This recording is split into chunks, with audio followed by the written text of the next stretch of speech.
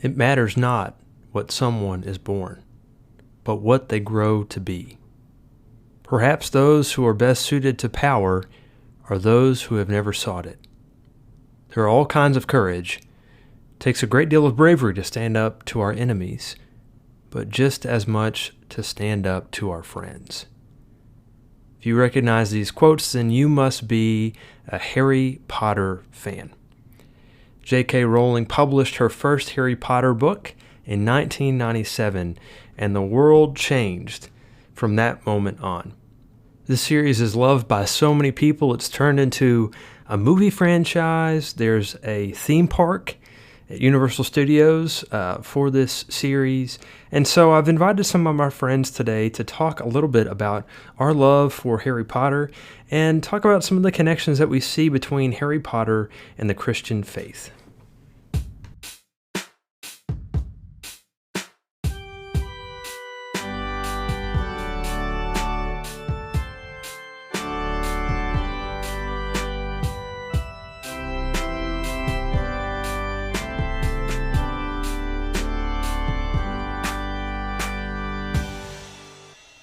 Hey everybody, and welcome to the Methodical Methodist Podcast. I am your host, the Reverend Andrew Lay, and if you like the show, I hope that you might take a minute to subscribe, rate, and write a review for the podcast. It helps to boost the show and make it to where more people can find it.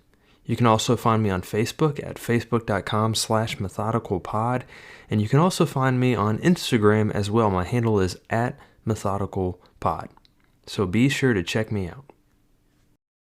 All right, I am so glad to be joined by my good friends Matthew Huff and Scott McPherson on the podcast today. They joined me last year back in episode 18 when we talked about the Lord of the Rings, and they have returned to talk about another beloved series called Harry Potter.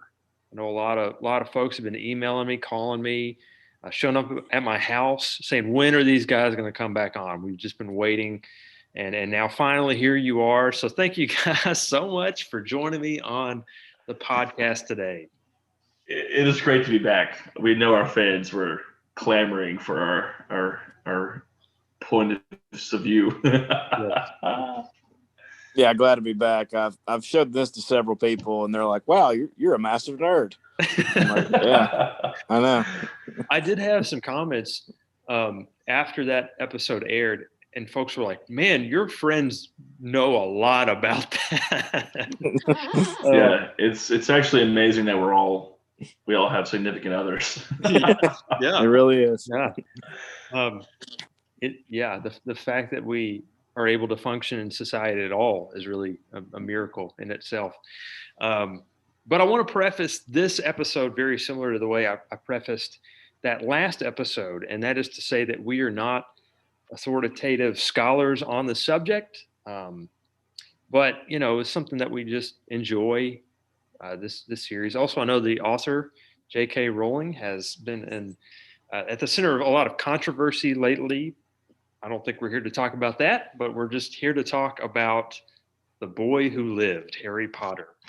And so I thought we'd just jump right in with a really easy, simple question. What do you love most about this series? What is it that draws you into this story? It's a real softball, Andrew, to start it off. I will say that I love, I grew up reading these books, and then I watched the movies. But if the books were my first introduction to this world. And I think what drew me the most to the world were the characters inside of it. The very vastly unique and interesting people, and then also the actual world itself, like the physical magical world with all the spells and the Quidditch and dragons and all that stuff. It's when you're reading it as a child, there's a lot of just cool stuff to imagine, and that's really fun. Yeah, definitely. I mean, I've just seen the movies. No, I'm just kidding. I've, there's always these people like, "Oh, I love Harry Potter." I'm like, "Oh, what? You read the books?" I'm like, "Nope, just seen the movies." I'm like, "Well, you don't really know anything." But I think now what brings me back is just like that nostalgia. Like you're watching a movie and you remember that first time you saw it, and you're like, wow. I remember going to the theater at midnight, like seeing all the people dressed up, and then like when you reread a book, you just kind of think back to that night you were at Books a Million, and just kind of draws you back. But I think initially is just like how well she like built the world, like how it's so expansive, and just kind of how, I mean, there, like, you kind of knew what to expect every book. Like, he would go through his school, and then, Voldemort would be ever so kind to wait to the end to like do all of his stuff. And like, it was just such a great like world, and just she built it so well, and you could just kind of put yourself as a kid in Harry's shoes and be like, I could be that guy, if magic were real, which is not. But if you, in case you didn't know. But yeah, Spoilers. Spoiler alert, there's no such thing as magic. But yeah, it's just kind of the world in general. I guess I should preface by saying I've never actually read the books or watched the movies. I'm more of the Fantastic Beasts fan. Oh, yes. Okay. Interesting. That'd be a weird way to jump into that world. No. I love the books. I love the movies. One of the things that I've really appreciated about this series, especially the books, is that I read some of them as a child, and then I came back and reread them all, and finished off the series as an adult. And what I love about that is that series really holds up. Like it's great for kids, it's great for adults. Like it's just such a wonderful series for all ages, for everybody. I was in seminary when I reread through the first couple, and then I think initially I read like through 5, and I don't know why I stopped, but I finished it off when I was in seminary. And so I was reading all this really deep theology, and I just needed a break, and was reading Harry Potter. It was just kind of a great way to escape. You just really get sucked into that world. And I made Allie read all the books. She had never read them before. And so after I had finished it again, we got married, and she was like, I've never read them. And I was like, oh, you have to read these. These are so good. And so she kind of got sucked into that world too. But speaking of the books and the movies, do you have one that you prefer? Do you prefer the books, or do you prefer the movies? I obviously, I think anytime the movies are on, like I'm gonna probably sit down and watch them. I got them on Blu-ray. Like I'll like put it on, just kind of like some white noise or something like that. But there's a lot of other things to watch and read and stuff like that. So I've only read them and then reread them, so I basically read the books twice. And, I just think the books just have so much more like information, and like, it's just more of a complete story in the book. So, I would have to say I like the books more, but I feel like I consume more of the movies, if that makes sense. Like they both have their like purpose, I guess. Yeah, I would agree. I definitely, I love the books. I've read them several times through. But I did, back in the day when we used to go dress up and see the midnight premiere of a Harry Potter film, that was a lot of fun. Actually, I remember they used to have midnight releases for the books. Oh yeah. And there would be lines outside of Books a Million and Barnes and Noble for like an hour. And I never did that. I'm not a crazy person, but I don't know if there ever will be a book series that will have that kind of attention as far as people willing to stand in line for it. But I love the books. I think the movies are fine. I'm a bit of a film snob, as my friends say, but I think they could be better. But it's just so hard to get all that information into a movie. But yeah, and I think I love like all the adult actors in the movies. I love Alan Rickman as Snape; he's really good. But the books are there's just so much more fun to me. Yeah. So as we're talking about waiting in line for these books, Matt, I know you have a story about a buddy of yours. Yeah. You just got to share that story. Yeah. So, spoiler alert, and this is known between us, but I'm the king of ruining things. One of our friends, Jared, he was reading the books, and I kept just like ruining it. Like, oh, is that part? Like, he's like, dude, I haven't read that yet. But one of my friends is the king. He taught me. It was in the Half-Blood Prince. Everyone was like waiting, to get their books at Books A Million, and there's like hundreds of people there. And one of my buddies, who will go unnamed, he must not be named. He went to the very back of the books and read the part where, spoiler, Dumbledore dies, and screamed it out in all of Books A Million, and like people were like chasing him out the door, like trying to murder him. It was quite the scene, but I thought it was really funny. So. Oh, it's terrible! It's terrible. Oh man, yeah. Spoiler alert for.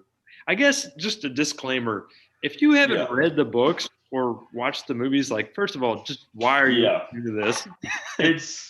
You're not spoiling a podcast, especially why would you listen to this if you don't know it's already happened? Yes. Please stop. Go read all of them, watch the movies, and then come back and listen to this. Yeah. We've already spoiled a major thing, but from now on, just general spoilers. Here on out. Unless you like spoilers, and then, then just stay tuned for more. Yeah. So one of the major themes that we see I think more in the book, but it's in the movies too, are the houses. You've got Gryffindor, Hufflepuff, Ravenclaw, and Slytherin. It's kind of an interesting backstory about the founders of Hogwarts. These characters that help come together to kind of found the school. But out of these 4 houses, each of them kind of have their own characteristics. Which one do you belong to, and why?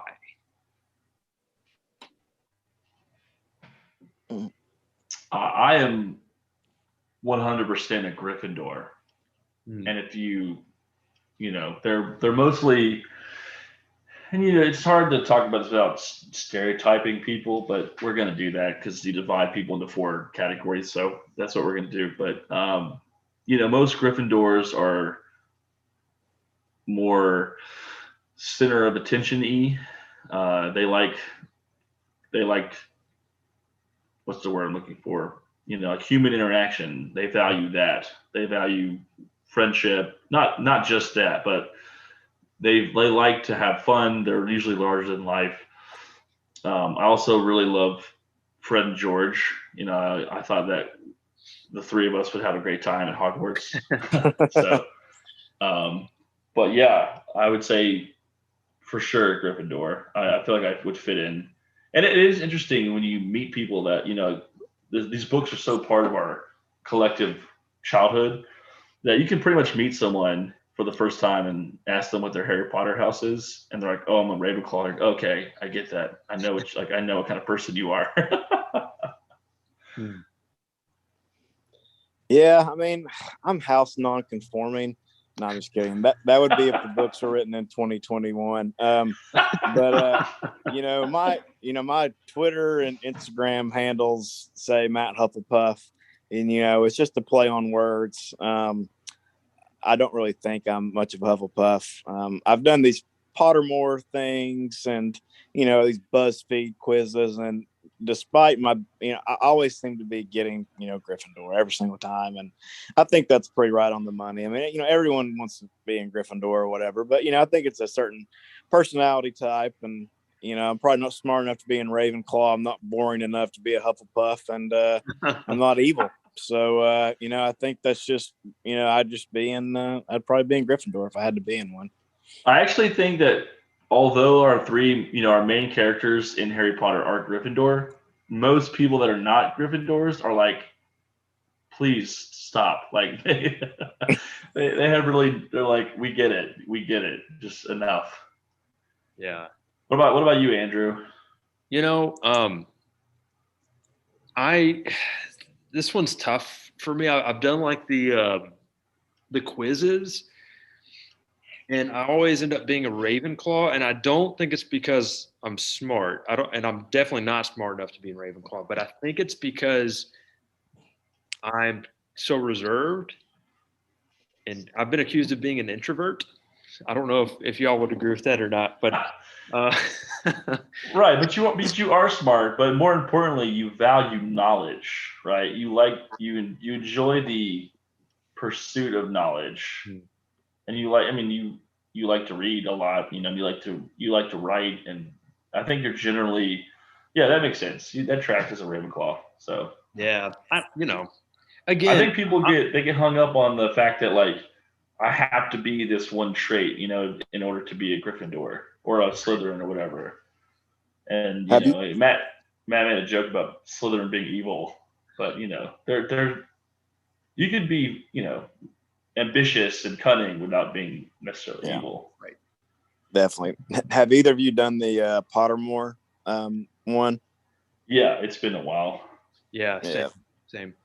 Yeah, apparently that's like supposed to be like the definitive like one you are, but I think you whatever you want to be, man. It's 2021. Right, and that's what one of the points of the Sorting Hat, which is the magical hat that you have to wear, and it tells you what and the hat told Harry that he'd be a great Slytherin, like he'd be great at it. And you see, there's moments in the story when you realize why that would be true. But the Sorting Hat took into account his choice. Right. Yeah, I mean, you've got Neville Longbottom, who's a Gryffindor, who typically you would not, judging a book by its cover, you would not play Neville in Gryffindor. I would. It'd be a squib.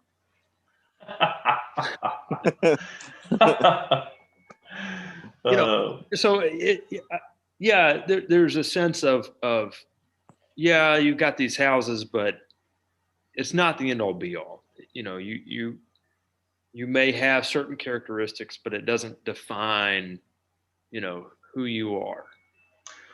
I will say, if I had a critique of the way she divided up the houses, I think she put too much emphasis on like Slytherin being nefarious or evil, and I don't think that's the case. I wish she had done a little bit more to show that not all of them are just like general garbage. Yeah. But I'm not a writer, so I'll email JK my thoughts. Really, and y'all can help me out with this maybe. One of the only decent Slytherin folks that I can think of would be like Slughorn, Professor Slughorn, who's like maybe not the greatest character, maybe he's not the most trustworthy, but he's not evil by any stretch of the imagination. I mean, I think he has good intentions. I don't know. What are y'all's thoughts on that? Can y'all think of any other characters that are Slytherin that are, I mean, decent people? Not that anyone that obviously Snape, he was a Slytherin, but and that's kind of to Scott's point. She really didn't do a good job of like having like just like normal. I mean, I'm sure there were, and like I'm sure if you went on like the Harry Potter wiki, you could like find a bunch of Slytherins who were like actually, and this is kind of going deep in the weeds. Merlin was actually in Slytherin. It was like in the Harry Potter universe, Merlin went to Hogwarts and he was a Slytherin. So, obviously, like through the ages, I'm sure you can find several good Slytherins, but at least at the time, Harry was there, because they even made like everybody on like the Slytherin like Quidditch team like a jerk. Yeah. It seems to be like, I don't know, maybe just the time that the Harry was there, and you have all the the Voldemort stuff going on, and of course Harry's son Albus Severus Potter got put into Slytherin, with Malfoy's son. Is that canonical? That's from the dark. Was that the Dark Child or whatever? Yeah, I think it is that canon. I mean, it was written by J.K. Rowling. Like, is it canon? I have no idea. Yeah, I don't know. Mm. I mean, I would think that if she wrote it and said it, it would. I mean, who else would? You know what I mean? Like she Yeah, I kind don't of know. Yeah, created the world. Kind of like Tolkien. You have all these extra things that he added and wrote about that world of Lord of the Rings. I think in a similar vein, you've got J.K. Rowling even now expanding on some of that stuff. yeah, especially now with Fantastic Beasts. I mean, they're going to do like allegedly like 3 more movies, like up until like 1945. Like, I mean, there's no telling. But like, and like obviously, I don't want to critique someone who wrote such a beloved series, but like sometimes like J.K. can't even get her own like story right. Sometimes like she put like Professor McGonagall at Hogwarts in the last Fantastic Beast movie. She wasn't even alive yet. Mm. Like some of the timeline stuff like gets kind of messed up and wonky when you like try to go back and like do all these revisions and stuff. Right. And you're getting to a point where, like, if let's say you do get to 1945, there was a pretty big part of history that it would be really weird for the wizards to not take a stand for, Right. And Yeah. like, so to me, you'd have to justify them not just apparating to Germany and like jinxing Hitler. You know what I mean? Yeah. It's true. Yeah, that's. I guess when you think of that kind of stuff, like magic can pretty much solve any problem. So Yeah. like I don't know, maybe there's some sort of laws they have to, but the laws could be. I don't know. It's like plot armor kind of. It's like Maybe they didn't. Maybe it's a different timeline where like World War II didn't happen. Yeah, I mean, Because they yeah, don't mention the Chicago Bulls one time in the books. And the Chicago Bulls were on a tear in the 90s. And not one mention of them were in the book. So maybe there's a world where there's no World War II, there's no Michael Jordan. Yep. I mean, just because it's on Earth doesn't mean it has to be our Earth. That's true. That's a good point. Yeah. Well, we've already mentioned a lot of the characters in this series, but we have so many beloved characters. You got Ron and Hermione and Harry and Hagrid and Dumbledore, Snape, Dobby, Draco, Voldemort. All these characters, good and bad, characters we love, characters we hate. Which character do you most identify with and why? We probably have to go with, Ron. I feel like Ron. I mean, he's just like, he's just the best friend. He's just always there for his bud, and I don't really have main character syndrome like some people do in this world. I'm not, I don't mind to, take a back seat and, be that number 2 guy. And, Ron's always there. He always kind of, is like the humor of the bunch, kind of just, cracking jokes. And, he's not as funny as his brothers, obviously, but, he's a wisecracker and, always got some funny things to say. And, he outkicks his coverage on who he marries. And I've done that as well. So, and I have red hair. So, me and Ron, I mean, Ron is just like, I mean, him ending up with Hermione is a travesty. I mean, but, but I guess she always has, maybe she likes projects. I don't know. But yeah, definitely Ron for me. Mine is a bit of a 2-parter, which I know is kind of cheating. But first, I'm going to say Fred and George as one character because they're just, to me, they're so funny and they love just having a good time despite anything else, really. Like sometimes to a fault, which I definitely identify with. But even with their being silly, they're incredibly loyal to their family and their friends, and they're incredibly just gifted wizards, which I really think is interesting. So that's my first one, and the second one would be Hagrid, who does not get enough proclaim. Just throwing it out there, Hagrid is great. He's the first magical person that introduces Harry to the world. And from then on, I've always loved Hagrid. Um, I don't know. He's a giant, which is fun. He likes animals sometimes without realizing that they're dangerous to other people. But yeah, he's great. He's not the brightest fellow, which I also identify with, but he has a very big heart, literally. But he just really cares very deeply about his family and friends, and that's pretty cool.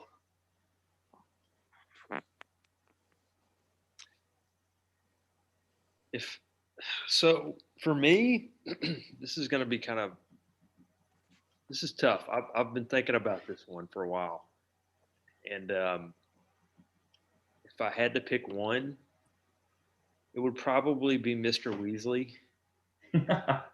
He's so great, though. Just because he's just so dorky, and um, yeah, I don't know. Have you ever thought about how bad Mr. Weasley must be at his job? I mean, this guy's supposed to know about Muggle stuff, and he has absolutely no clue about anything. It's like, how are you this bad at your job, and yet you're the director of what I mean, like the Muggle, whatever he is. Yeah, it makes no sense. Maybe I want to change my answer. Well, I mean, you got to think like somebody brought up in like a Muggle household, like found out they're a wizard, like surely they would be more equipped for that job. I mean, like, yeah, this is where you get in some of the more plot holy part of the universe, but it's okay. You just kind of roll with it because though he is kind of a dork, but he's very courageous and he's very lovable too. Like I think J.K. Rowling did a great job of having so many characters, but giving them all like important things to do. That's really tough to do in a series.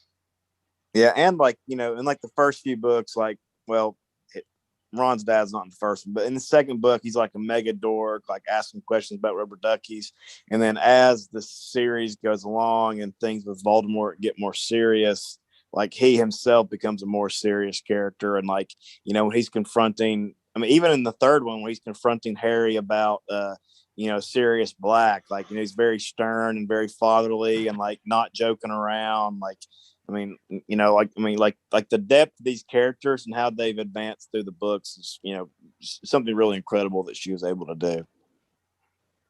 Yeah, there's some really great character development, even with some of not the main characters. Neville Longbottom. Like, wow, what a transition from the first book to the last book.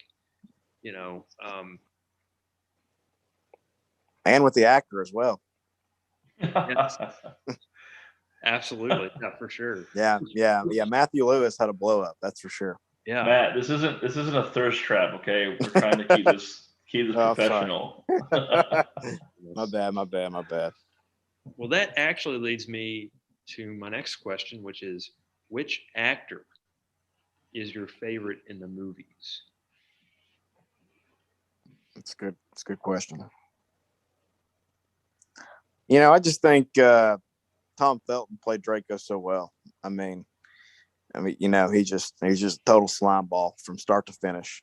And when he was having his character development, you saw that a lot when he was asked to kill Dumbledore, and he was struggling with that, and you really see this like kind of Weasley kid, kind of a turd, and then like you find out that he's actually not that bad of a guy. Like he actually like him and his dad Lucius, like they're the only true Death Eaters that ever knew love, right? So that's what saved him. Like Lucius's love for his son and his family is the reason why he abandoned Voldemort, and Draco loved his family and really wasn't a killer. Like he's just not really that bad of a guy.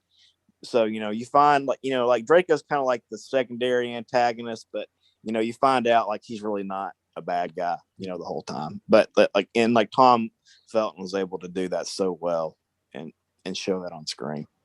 Tom Felton was like the original Joffrey, like just a character that everyone could despise, but the person himself is probably fine. Yeah. I'm sure Oh, Tom they- Felton's nice.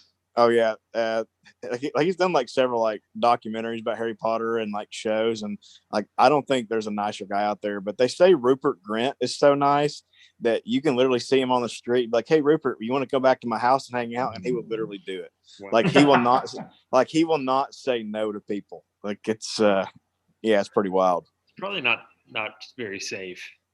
No, not at all. I think like Daniel and Tom have both had conversations with him, like, "Hey, like, you know, if somebody could like kill you one day, Yeah. Yeah. like you probably need to not go home with people you don't know." But Some apparently he's crazy just so person nice. will just like, we're gonna reenact Harry Potter together. Yeah, it's kind of like a Misery situation, you know. Yes, yes. I think, Alan Rickman, like I mentioned him earlier, but he is I mean, you cannot imagine a better Snape. At least I can't, I think he played the role of Snape just absolutely perfectly. He was sarcastic when he needed to be. He was incredibly mean, but then he was, he just brought so much life to that character. And I think they also did a good job of kind of showing early on that Snape, in the movies at least, wasn't a total bag of garbage. Yeah. But yeah, Alan Rickman just for sure crushes that role. Oh man, so good. Have you guys ever wondered what Richard Harris would have been like if he would have lived past the second movie? Yes, I think about that a lot. Not a lot, but Michael Gambon as Dumbledore was not good to me. He totally missed the point of Dumbledore. Hmm. You know who would have been really good instead of Jude Law in the Fantastic Beasts as Dumbledore is Richard Harris's son that was in Chernobyl. What's his name? Oh yes. Dwayne Harris. No. No. Hart Harris. No. Hang on. Because I was watching Chernobyl Jared. and I was listening. What? Jared Harris. Yes. Yep. Jared Harris. I was half right, just so you know. And I like if you listen to Chernobyl and listen to Jared Harris talk like in Chernobyl and close your eyes, I'm like, oh my gosh, that sounds exactly like Dumbledore. Like he sounds exactly like his dad did. And like I think that would have been like the perfect role for him. But apparently he didn't want to do it because he didn't want to like that's his dad's role. Like he didn't want to. I don't know, but I think he'd have been perfect in it. Jude Law, I don't really like Jude Law, so anyway. That would have been really great. I agree. That would have been really a really good role for him. But I get it. I liked Robbie Coltrane as Hagrid. I thought he's great. he He's was really lovable, and he just striked the right tone for everything. Like his love for Harry. Yeah, he brought a very big personality to a very big character, and I think he filled the shoes very well. Yeah, kind of like Definitely. what you said about Snape. Like, can you picture somebody else playing that role? And I have a hard time coming up with somebody that I think would have done better or as good of a job as him. So, one of the things that I really appreciate about this series is kind of this wizarding world that J.K. Rowling was able to create. So expansive and just such a massive thing. But what were some of the things in the world that stick out to you? And what do you find interesting about this world that J.K. Rowling was able to create in the books and visually in the movies? First of all, I love sports, so the Quidditch always really set well. The World Cup scene, a lot of people don't like that, or they don't, that chapter in the book, but I love it. I love it so much. That they do a pretty good job of like explaining like how it can coexist with like the normal world, like how okay, like they got all these like spells that keep them secret and stuff like that. And I think another thing I really enjoy about the Wizarding World is the animals. I think all these all these mythological creatures that have came to life, and it's nice to see them on the screen. It's nice to read about them. And, J.K. Rowling she did such a good job of like doing her research on like all these animals and, just like magic folklore in general. Yeah. And they're not just, they're not just like dragons and unicorns. There's also nifflers and all kinds of weird creatures, which are really cool. Well, in the Sorcerer's Stone, Harry refers to Voldemort as you-know-who, and he who will not be named. And this is something that a lot of the characters do out of fear of Voldemort. But Dumbledore, at one point in the book, tells Harry to always use a proper name for things. Fear of a name increases fear of the thing itself. So, what do y'all think about that whole relationship between this fear of Voldemort, of fear of saying his name, and how do you see this theme of fear in the series? And then how do we see Harry slowly kind of combat that fear? It's a deep question.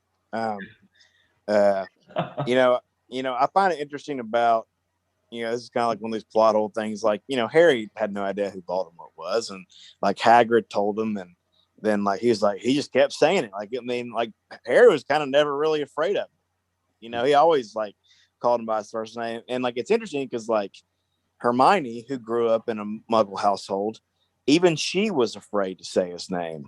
So I always thought that was kind of peculiar, but I think as the series goes on, and I think Harry and some of the other characters did a good job of like strengthening the wizards around him to realize like, hey, to confront this guy, we certainly can't confront him if we can't even say his name.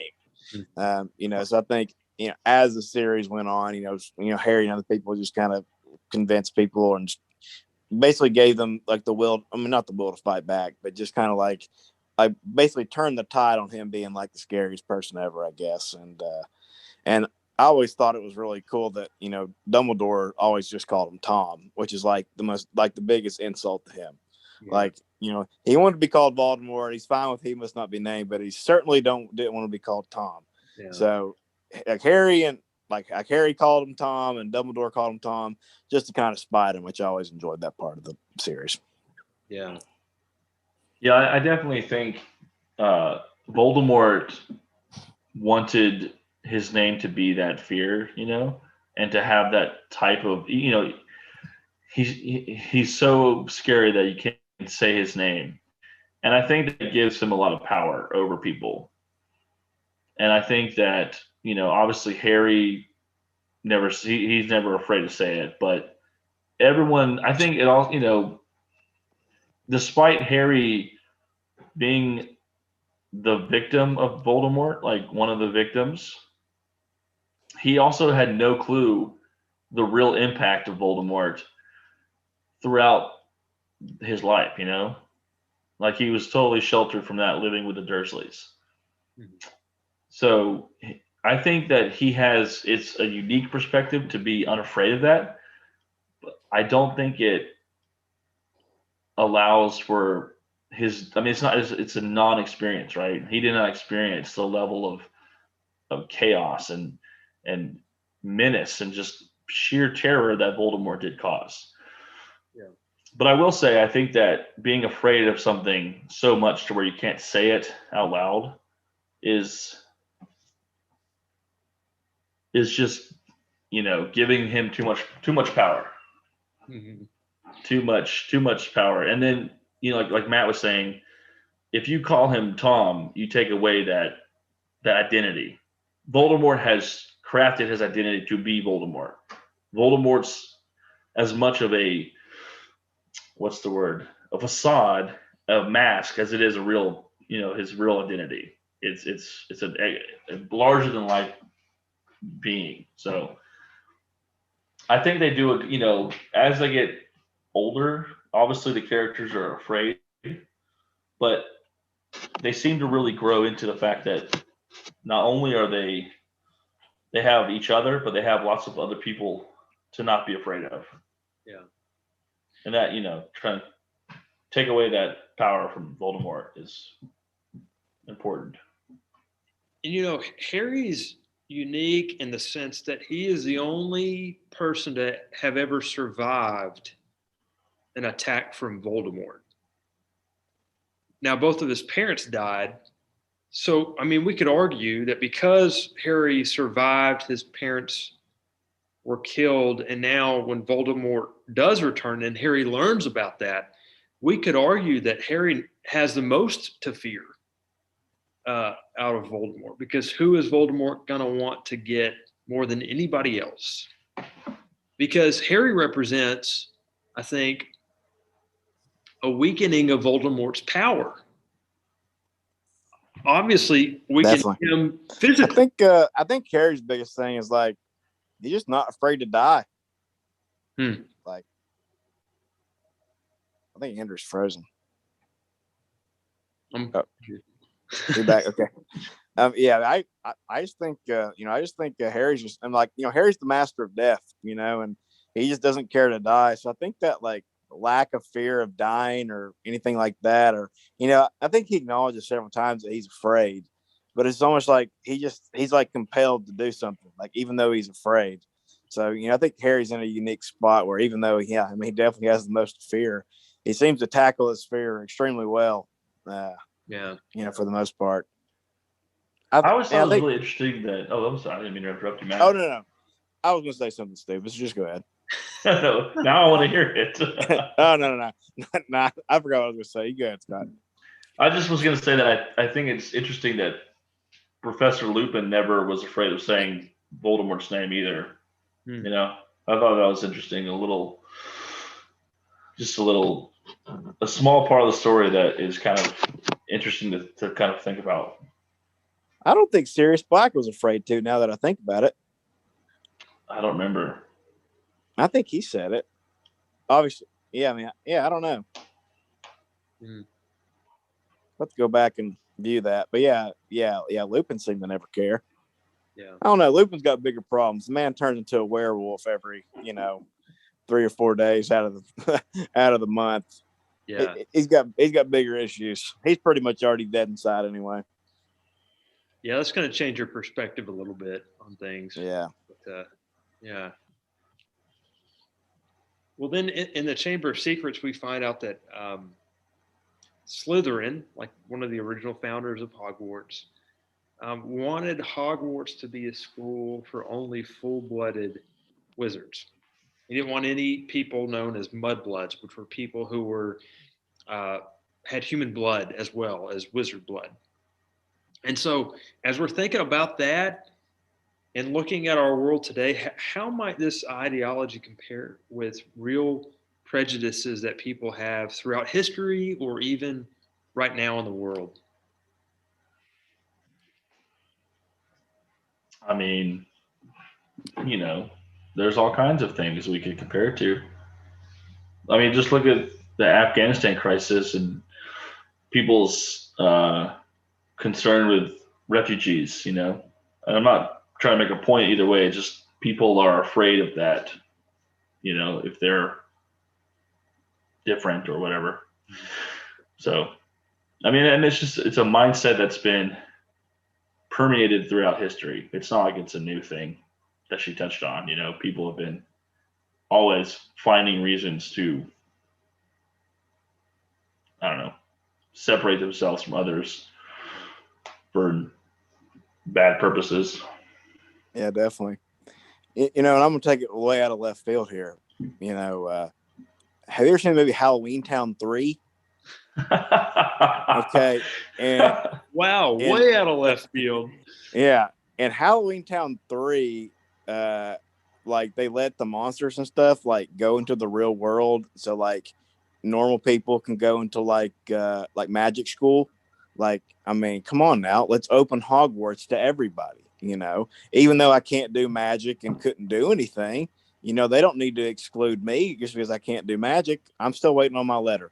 But yeah, I mean, obviously, I think people, all kidding aside, I think people just kind of, they're afraid of what's different, and they try to just surround themselves with people that are like them, and then when people come in and who aren't like them, they don't really care for it too much. And some people don't care that much, and some people care a lot. And Slytherin's one of these guys that seem to have cared a lot. And look at him, he's dead. So and now he's dead. so his ideology didn't last. It was carried on through a few people, but I'll be interested to see, and obviously this will be up to J.K. Rowling, but this is what a lot of people who read the books don't really understand, is because there's no chronological, there's no that word in the movies. Like, you have no idea what year it is at any time. Like, there's no year, and the only way you know what year it is because the Nearly Headless Nick, his 500th day death day party was in 1992.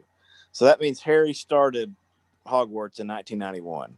So, it would be interesting to see like what the Wizarding World looks like, and not the Cursed Child, but something else. In 2021, like what's Hogwarts look like in 2021? I don't know. So yeah.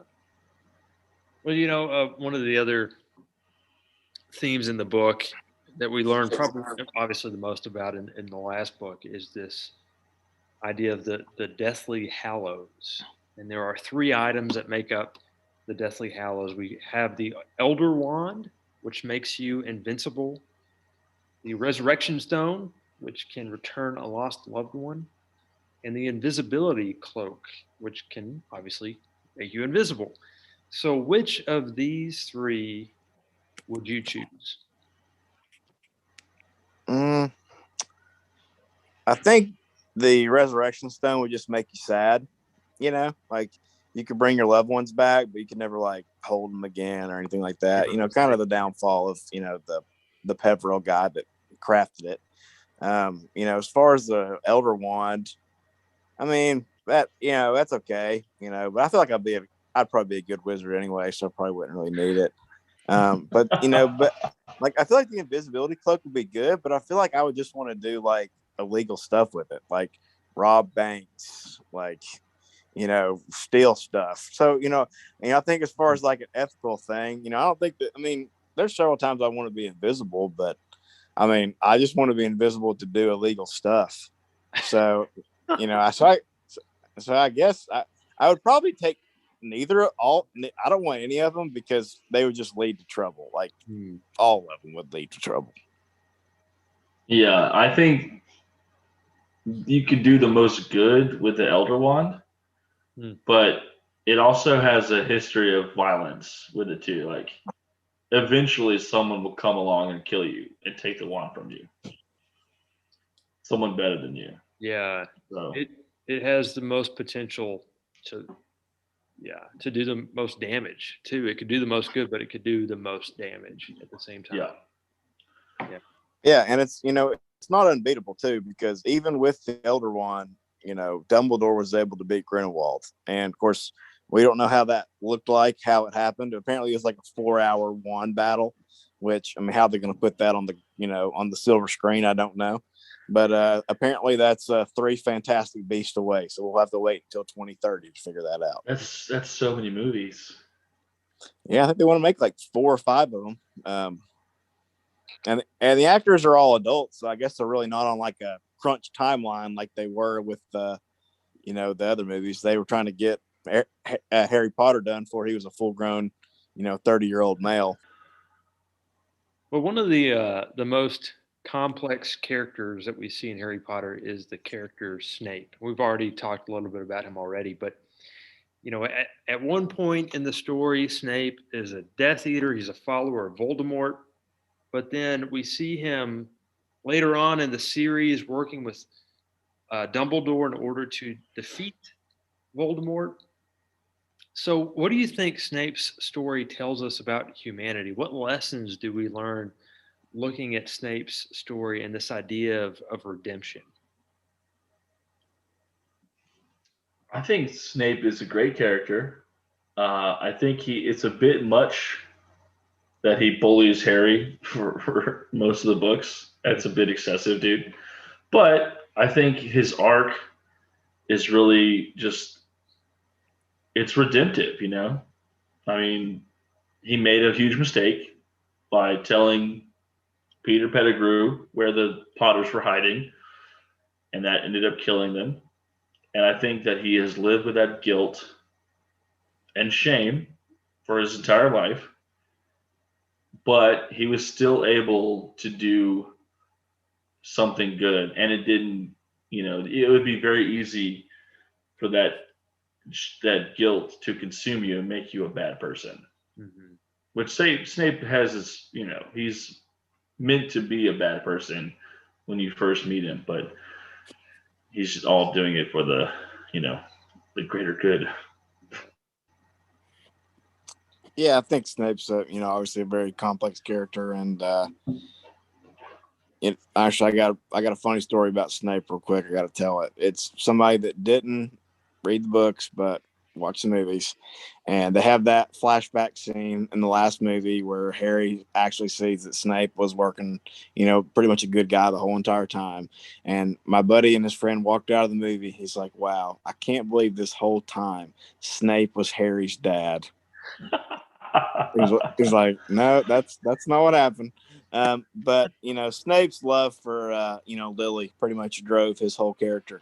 And you see a guy that loved Lily even though she rejected him for Harry's dad. And obviously he never liked Harry's dad, even when he died. Like, he's not mending fences about that. But his love for Lily basically drove like his love for Harry and like his good guy arc. Like, and that kind of brings me back to another point. Like, Death Eaters are apparently incapable of love, but you see Snape and Malfoy's, they can love. And then anyone that has any sort of love can like sort of break Voldemort's like control over them. And yeah, Snape's a good character.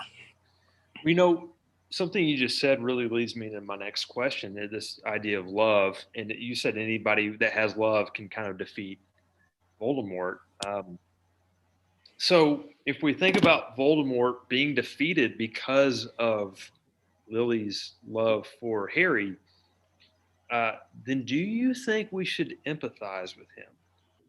Because he clearly doesn't have any love in his life. And, we learn a little bit about his history. He was an orphan. He never really had any true friends. So I don't know. What do you think? Do you think he's a tragic figure in that way? Or was he asking for this? Yeah, man, just kind of a backstory on Voldemort's birth. Like, basically, his mom was a witch. She was a Gaunt, and she crafted a love potion and like Voldemort's dad was a very rich, successful Muggle, and Miss Gaunt fell in love, and she crafted a love potion, and then after the love potion wore off, like I think the Gaunt lady was like a recluse and weird, and like she left Tom, and then the dad didn't want it because like it was like the child of basically a trick. So right from the very get go, Voldemort had a rough go. He was born in the orphanage, but what he became is a pretty evil guy. So it's hard to really empathize with him too much, but he definitely had all the tinder to light that fire. And if he was loved starting out and wasn't rejected by the people that were supposed to love him, then yeah, he'd be good. But there's also a lot of orphans that don't like go on like massive killing sprees. So he took a bad situation that it was of no fault of his own and just took it to the worst possible way he could. So maybe like a 5% you can't blame him, but like a 95%, like, dude, you kind of went the wrong way on that. I definitely agree. Like, there are plenty of red flags in his childhood, but at a certain point, you have to be held accountable for your own actions. There are plenty of serial killers who had good childhoods. Mm-hmm. And there are also plenty of them who had terrible childhoods. But that that's wrong to kill someone, right? At a certain point, you do. So, I think that maybe if Voldemort had some better mentoring when he was young and could have channeled that ambition into something better, maybe it would have turned out differently. But then we wouldn't be having a podcast. So True, true. Well, when I talked to Allie about doing this podcast, she said you really have to ask this one particular question. So it kind of has a little bit of a lead into the question. But two of the most intriguing characters in the book are Dumbledore and Snape. And throughout most of the series, Dumbledore always seems to be the one who is looking out for Harry. He always seems to have Harry's best interest at heart. And then you got Snape, who always seems to be picking on Harry. He always has it out for Harry. He almost seems to despise Harry. But at the end of the series, we see some of the true intentions of these characters come to light. So what do you make of this? Who do you think was really looking out for Harry's best interest more? At one point, Dumbledore says that at the right time, Harry must die. And then Snape says, kind of with disgust, you've been raising this boy for slaughter. So what do you think about these characters and their relationship to Harry and their true intentions? I think that's a big question.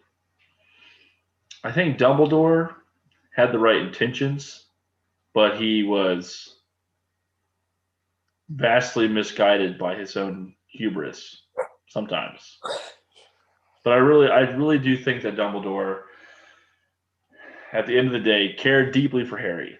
But at the same time, Dumbledore knew that at a certain point, Harry was the last Horcrux.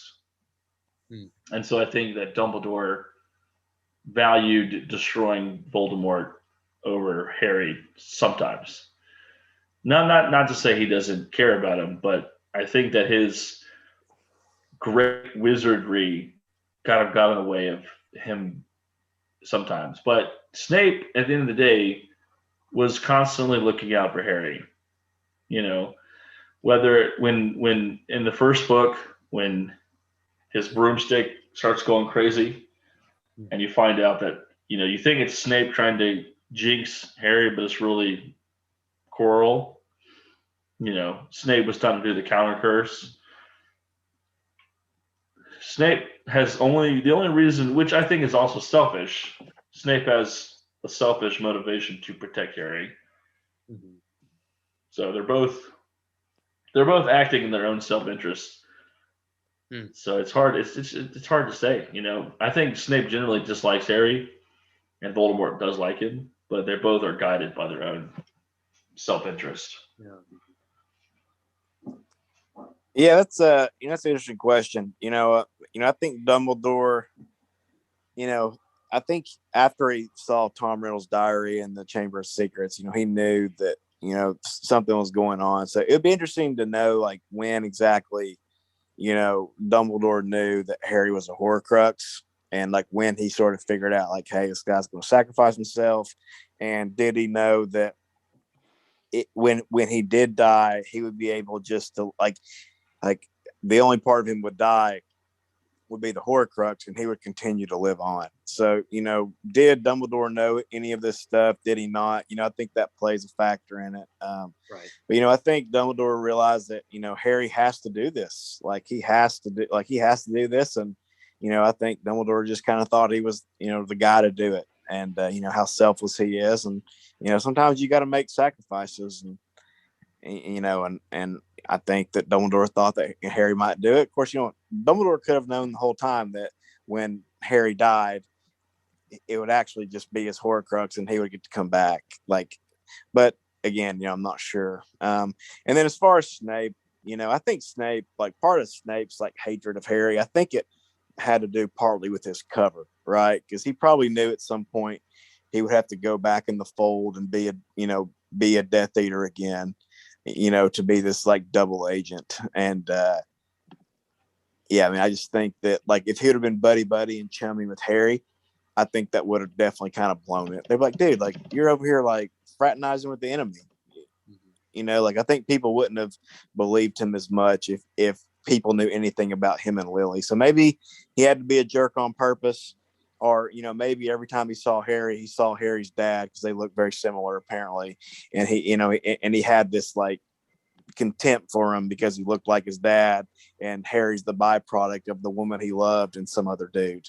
So, you know, maybe that played a part too. Hard to say, but you know, I think there's a lot going on in that question, but I tried to answer it the best I could.